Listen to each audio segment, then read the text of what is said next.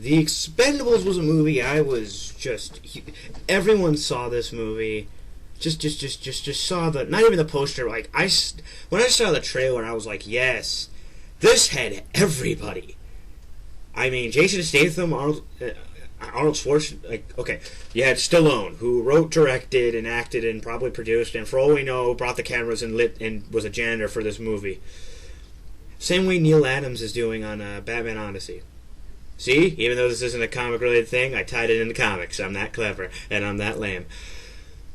But Stallone, Statham, Lee, Lundgren, just those names I'll watch. I don't care if the movie's gut-wrenchingly bad.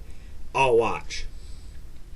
And then you throw in Randy Couture, who I've seen in a couple of his fights, Steve Austin, who used to be one of my favorite wrestlers, Terry Crews, who I've recently fallen in love with, mostly because of his Old Spice commercials, Mickey Rourke, who, again, doesn't do anything really tough. He does give this nice kind of moment where he kind of shows you what happened after years of doing what these guys do. These guys are basically mercenaries. At least I'm probably saying that right. If not, I'm sorry. But he's one of the guys who's kind of quit, retired, I guess you can say, and you can tell doing all that has done something to his soul. He delivered this great moment that was just so... It was just so well done. It was this close-up shot of him telling a story of one of the kind of fights they got into, and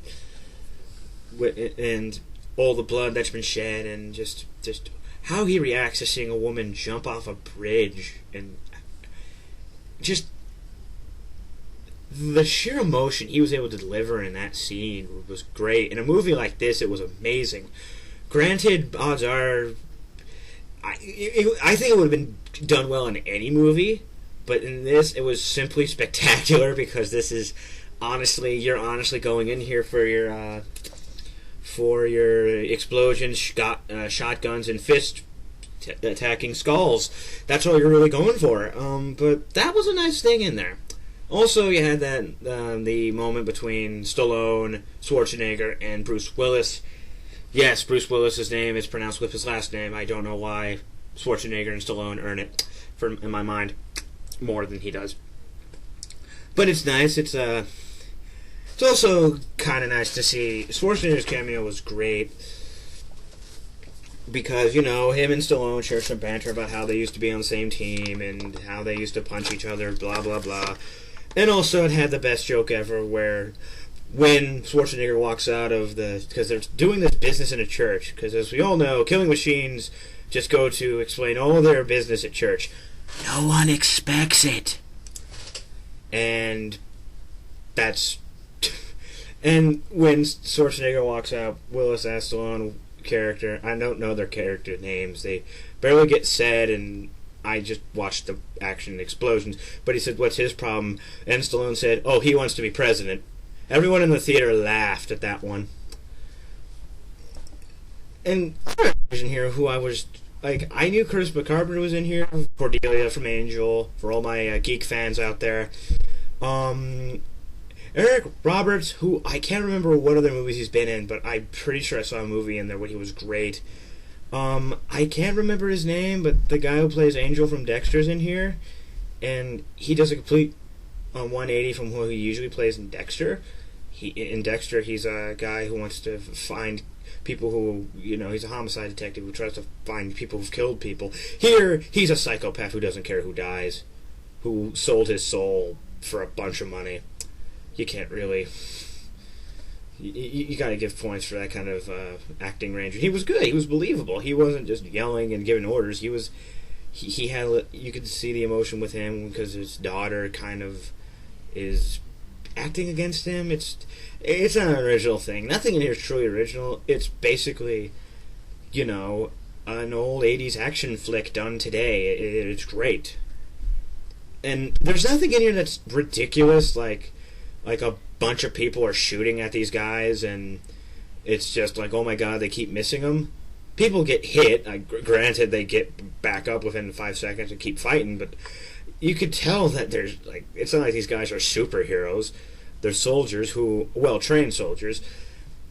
And also, everyone here gets a big action moment. At least one.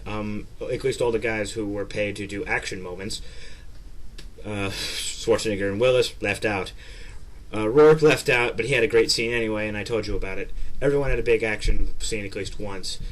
I think Stallone Statham had a few of his own, and Stallone up to a couple more than everyone else, but he's Stallone. He wrote, directed, and for all I know, was the janitor for this movie. And the caterer, he did everything. He's the Neil Adams of action movies. Again, comic tie-in for my comic fans out there. And this didn't fall into the normal pitfalls of like these guys just seeming immortal, and then no one died. None of the main guys died. Not even Dolph Lundgren's character, who, spoiler alert, but odds are you people know me by now, and hopefully I've put a spoiler alert in there. That I thought he died because there was this big fight scene because they let him go because he's kind of gone a little crazy with killing people. He's kind of taken this a little too far. They stopped Somali pirates. Granted, that's not really relevant now, but hey, I kind of thought that was cool. And then Dolph Lundgren goes a little crazy because he wants to hang a pirate. That's actually hilarious in my mind. And they let him go, and then he kind of betrays him and works with the bad guy, Eric Roberts' character. And when you think he's dead, because Stallone shoots him, because he's about to throw Jet Li into a thing of rusted pipes, well, at least you think he is. After he gets shot, he says, "I wasn't going to actually do it." But you didn't know. It seemed like he was desperately going to do it. I thought he died, but they were able to save him at the end. None of the main guys dying here. No one got bitch killed. Like, no one died just because. People died, but they died with extremeness. Steve Austin died, but they lit him on fire first, and then he got punched by Randy Couture while he was still on fire before he finally died. He made it, folks. No one got killed just because. Everyone... I swear to God, if the actors were acting even harder, they probably wouldn't have died. Everyone tries so damn hard in this movie. Now, I've seen negative reviews for this film, and as I'm reviewing this, it got #1 at the box office, so odds are enough people have already seen this, but I'm saying see this. I'm saying go to the theater, because this is, watching action movies in theaters is cool anyway, but this movie is just, it's perfect. It's so much action. Nothing incredibly lame or schmaltzy, at least in my mind. Well, the whole subplot of Jason Statham and his girlfriend, who's played by Charisma Carpenter, is, I wouldn't say pointless. It gives you an insight into his life, and by that, his girlfriend, who he loves, and the whole "I can't tell you what I do." I know some people might find that lame, but you know what? You're, like I said, you're going in this for the movie, for the action. You're not going in for the deep psychological thoughts of these people. Mickey Rourke gives you a good idea of what these people have gone through, and also just a lot of badass things happening here. It's great, and it's not full of crummy action one-liners. It's mostly action with a couple nice jokes that a couple people throw out. I would definitely recommend seeing this in the theater right now. It is a great movie, full of action, full of excitement. I just love this. I'm not doing number scores. I'm giving up on number scores. I don't think I've stated that in a video yet or not, but I'm giving up on number scores.